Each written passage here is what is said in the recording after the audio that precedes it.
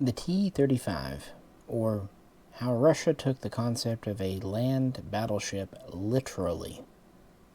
Hi, Misha here, and last time we talked about the three-turreted T-28. Before we've talked about the two-turreted T-26, although it soon went to a single turret with a 45mm gun. And the T-28 and the updated version of the T-26 were both adopted in 1933, medium tank and light tank.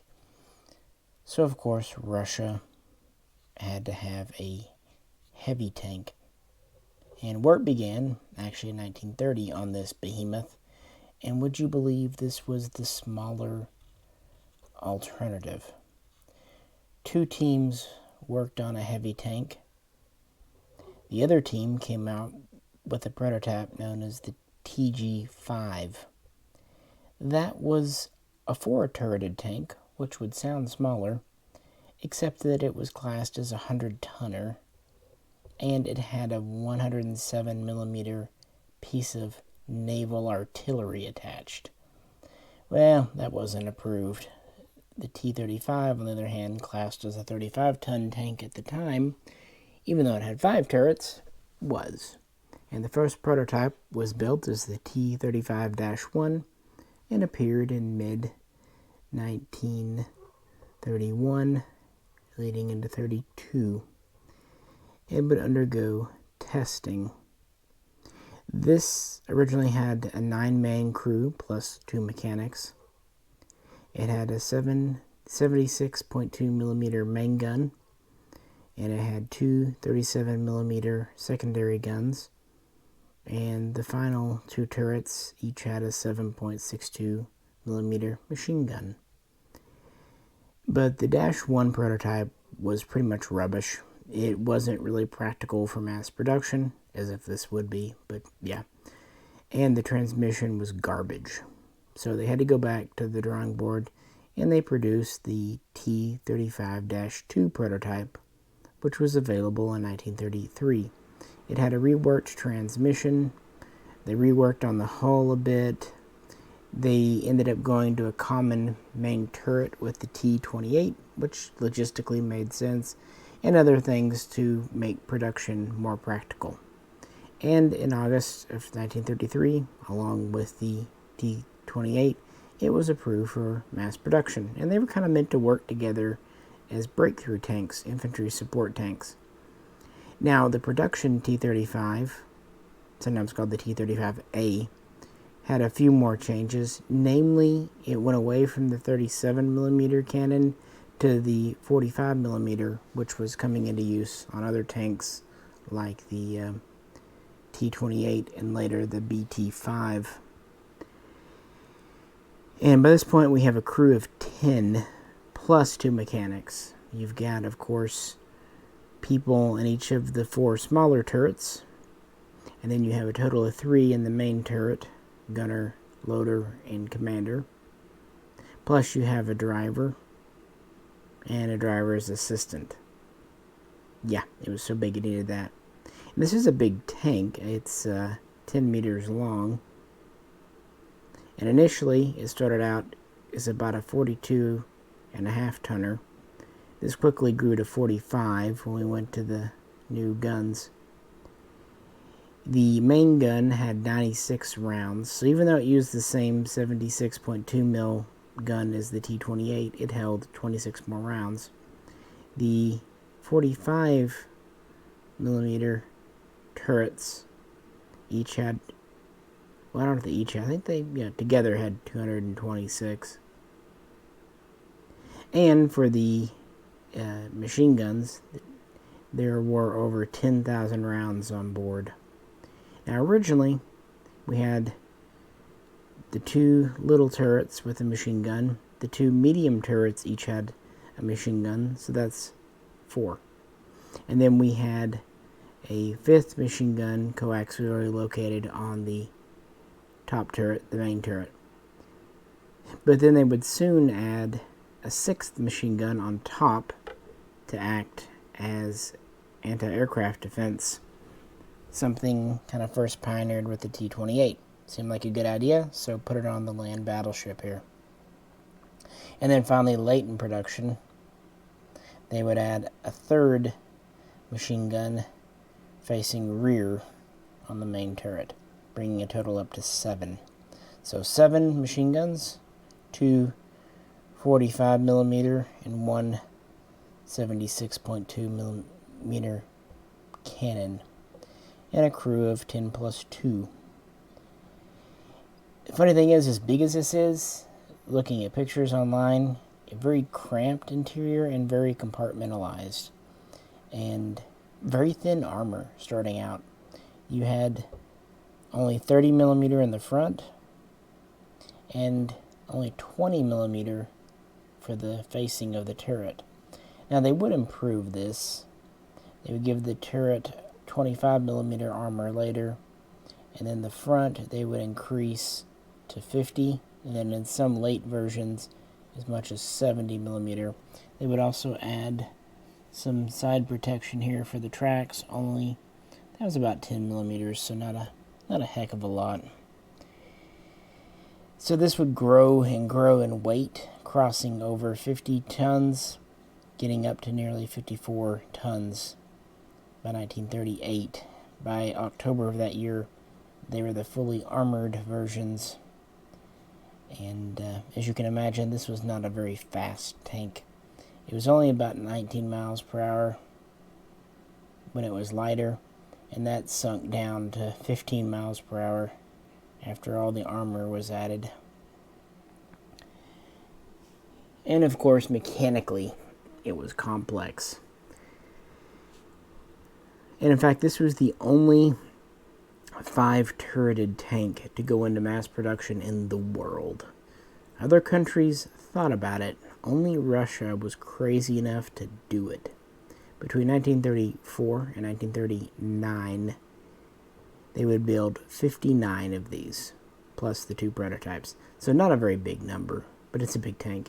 And normally I don't go for very low production models of tanks for my collection, but this is just so crazy and wild that when I found the Eagle Moss version, I couldn't not pick it up.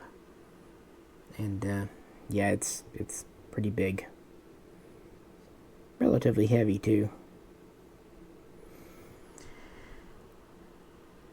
So, yeah, what were these really good for? Mostly parades. That's between 1935 and 1940. That's pretty much all they were used for, was to kind of project power. Practically speaking, they required so many people to operate and so many resources. This is why they were already taken out of production long before, well, Operation Barbarossa. They weren't sent to Poland for that invasion, and they weren't even sent to Finland for the Winter War, unlike the T-28, which was the main tank there. And the T-26, of course, actually saw quite a bit of use in Asia. It would have taken about 3 decades for these to even get their way to Asia, at least under their own power. They were not very mechanically reliable. The transmission was never great. The engine was never great. But part of it was just the technology of the 1930s. It wasn't necessarily the tank's fault in and of itself. Other tanks, at least in the Soviet Union, weren't especially reliable in the late 30s either. Nevertheless, in June of 1940, a full year before Operation Barbarossa, the Soviet powers that met to figure out what to do with the 59 T-35s. Should they make them into training vehicles? Should they turn them into, like, artillery pieces? Something else? Or should they just use them up? And that's kind of what they decided to do. They consolidated the remaining ones. They had 48 in nominally working order left. So they already had lost 11 through just mechanical breakdowns and attrition. And they put them in one kind of single group division based loosely outside of Kiev. And so when Barbarossa happened, they would be mobilized, but it would not be until around June 30th that they would first see combat, and 4 were promptly lost to German fire. In fact, the Germans' 37mm cannon could punch through even the reinforced armor late versions of the T-35. But that's kind of the exception. Most of these were lost through mechanical breakdown. Now, to be fair, a lot of them are pushed past their limits. They were driven on rough roads. They were rode hard, put up wet. They did not have routine or regular maintenance. Heck, they couldn't even find spare parts for them because they were officially out of production. So they were abused. And it's amazing that some of them held up as much as they did. But yeah, most of them broke down on the side of the road. And the Russians would put demolition charges so the Germans couldn't capture them. And that was pretty much it. By the end of the summer 1941, the T-35 was effectively out of service. There were just a few exceptions. Some towards the end, in fact the last combat, were a few, I think 4 or 5, that were back at their home factory for repairs when the city came under siege. They were quickly slapped back together, given some armament, and sent out to defend the city. Those were lost. In Russia, 4 of them survived Barbarossa. They were taken back and used as training vehicles because they couldn't spare any T-34s or even T-28s. So that was about all they were good for. 4 of them were kept to train students on in 1942. Ironically, the Germans captured one of these, took it back home to study it, found that it was kind of bad, at least the manufacturing. They weren't impressed with the tolerances. This had a riveted and welded hull. They weren't impressed with the construction there. They kind of mocked it. Well, joke was on them. In 1945, the Hulk, which was still in Germany, was kind of pulled back out and reworked and put into German service to defend against the invading Russians from the east. So technically, the Germans were the last users of the T-35 because they were using it in April and May of 1945. I find that hilarious. See, this has the old school horseshoe antenna up here. By the way, radios were standard on the T-35 and the T-28. It was just crazy. It was a cool design just because they did it and no one else did. So I just had to add it to my collection just to show you guys. And it's certainly a eye-catching tank, even to a blind guy. Today, 1 T-35 exists in the world. It's in a museum outside of Moscow. It is still in running condition. And there's actually a replica that Russia made using original blueprints. So, technically maybe 2 live. More than some of the Japanese things. I think its main thing, the armor was always weak. The engine transmission was never sufficient. And it only had a 76mm gun. It is worth pointing out the 45mm guns were improved later in production, giving them a semi-automatic breech.